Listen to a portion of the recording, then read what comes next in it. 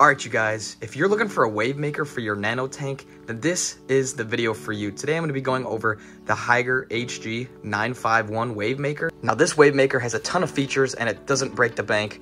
We're going to be going over a review with it today guys. As always, there's going to be a link to this product in my description if you want to pick one up for yourself. Big thank you to Hygger for partnering with us in today's video. Without them, this video would not be possible. Let's go ahead, let's get right into it.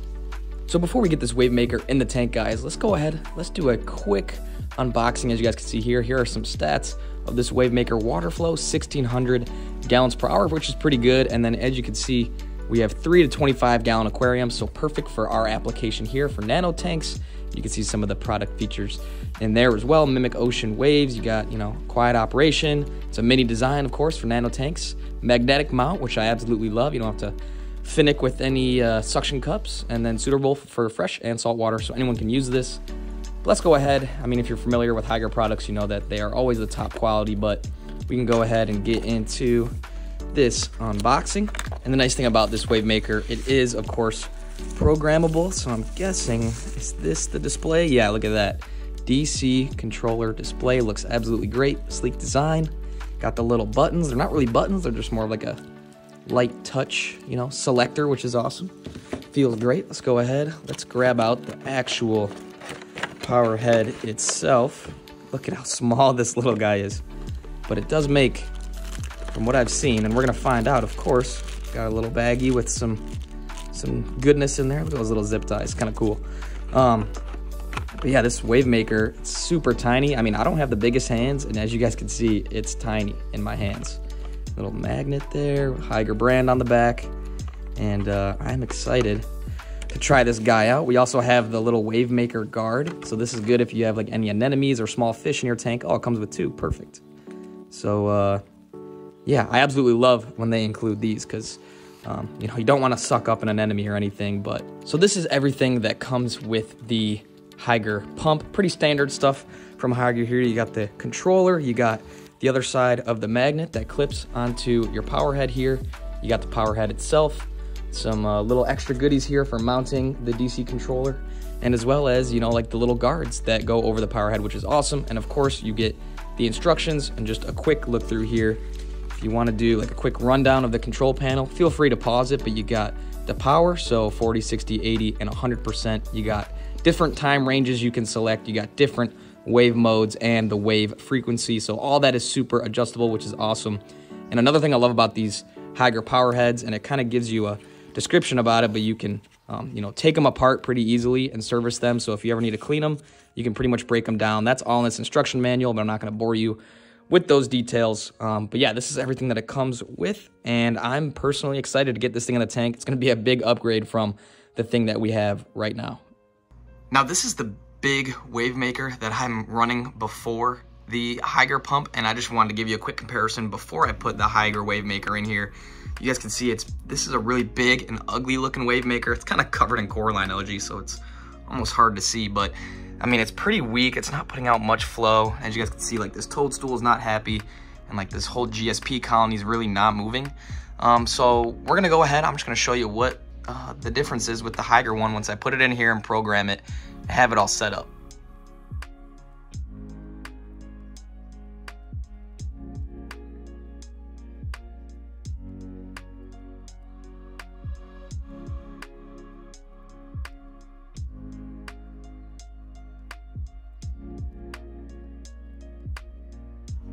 So I got the power head installed and all set up on all the modes that I would like. And as you guys can see, there's the clean look. It looks absolutely amazing. Coming up to the back, there's the magnet, so you don't have to deal with any suction cups or anything like that. Just a nice, clean power head look. And I mounted the controller right here. I might move it, but for now, it's perfect there.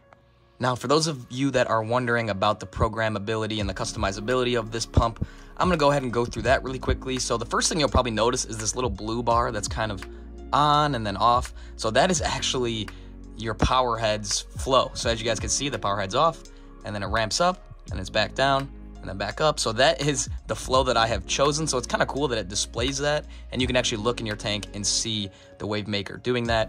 And then you also have, this is your time setting, so it's in military time, and you can pretty much, set your time. It's pretty easy. You have this little S button here, it'll toggle from your time to your customized settings. So that's what these are.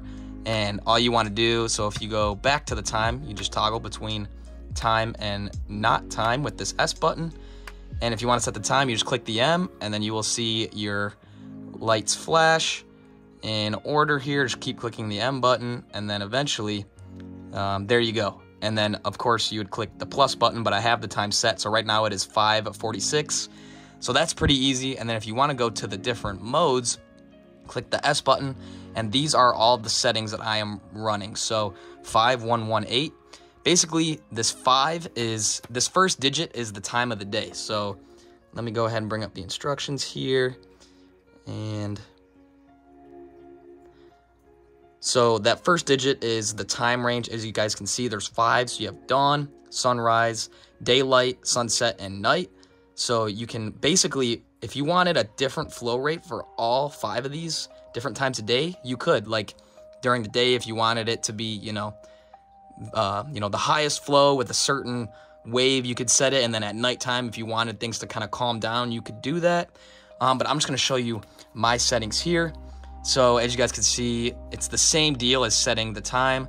So you would click the M button, and you can tap the M button a couple times, and you guys can see it'll go through the different numbers. And then if you wanted to change your numbers, you just click the plus button. So this is the time of day, so that'd be like dawn. This would be like morning, daytime, afternoon, and then night. And as you guys can see, I had 118. That number never changed, but throughout all the different times a day, you can configure those numbers any which way you want, corresponding to your sheet basically. And you would have a bunch of different times. So here, this is basically the setup. So the second digit is the function display detail. So 40%, 60% power, 80, and 100. You guys can see I'm running a 1, so I am on 40% power. If you come here, function display, so this is the third digit. You have your different waves, classic waves, nutrition, transmission, constant stream, and random. So as you guys can see, I am at 1 again. So that's that classic wave, and you can see the classic wave kind of going up and down. So up, down, kind of showing the picture there. And then the fourth digit is the frequency. So I have it on 8, the slowest frequency. So I'm basically have the lowest power and the lowest frequency that I can run here with the classic waves. And I have that set up for all 5 time zones, just so it's simple, but that's basically how you go through, customize it, pretty easy. And then there's also this F button, which will pause all flow for feeding for 10 minutes, I believe. And that's great. So it'll cut all the flow off, so you don't have to unplug it or anything, and this thing's good to go. And then once you have all your settings, you can press the S button and go back to your time. And there you go. That's about like the whole rundown. That's everything you basically need to know, and it's that easy to do. So yeah, I'm very happy with that. Sorry if that programming section was kind of hard to follow along, but trust me guys, if I can do it, you can do it. It was super easy. It took me like 60 seconds to read through the whole booklet, and I was offsetting all of my parameters. Basically, long story short, I set them all to be constant throughout the day, so there was really no varying, but of course you could customize it to your liking, which is awesome. But I'm going to be running this power head basically for, the foreseeable future. I don't see myself changing this power head out whatsoever. So in all the future videos, I'll be giving you guys updates with how this guy's doing. But so far, I love it. And I wish I had a little bit more coral in here to display the flow for you guys. But if you guys are following along with this channel, my tank's been set up for 4 years, and it recently just crashed. So that's kind of a bummer. But some things that did survive were these mushrooms, and of course all my fish survived, so that's great. And then this toadstool right here is still kind of alive. It's just a little bent over, but the polyps are out, and I'm hoping that this wave maker will provide it more flow than the other wave maker did, and it'll make the toadstool happy. So we'll see if we can revive that guy. And then the GSP is new, and you can see, kind of the flow being demonstrated on the GSP. I love GSP. It's underrated, and I think it looks great. You just don't want to take over your tank. And I guess future plans for this tank, just, getting more corals, making sure that this tank is stable once again. I'm trying to keep my nutrients up. As you guys can tell, if you guys watched the previous video, the tank's looking a lot better. So yeah, stay tuned for all the updates that we're going to have on this tank, as well as my bigger 75-gallon tank. This is a 20-gallon tank. Not sure if I mentioned that in this video or not. But thank you guys so much for tuning in. Let me know what you guys like to see in the future. I have more content planned. And of course, I got to restock this tank with a bunch of coral. So stay tuned for that. Personally, I'm excited. I think, we're going to build this tank back even better than it was before. And we're going to get it cleaned up, looking good. I know there's a lot of green algae on the side, but that's a good sign from where this tank was. So we're heading in the right direction. Thank you guys for stopping by. There will be a link to this Hygger power head in the description down below, like I said previously. And make sure, guys, if you order one of these power heads, use code KFishwater5. You guys get 5% off your order at checkout, which is awesome. Like I said, link to that product in the description. Big thanks again to Hygger.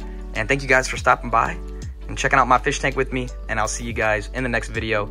Take it easy. Peace out.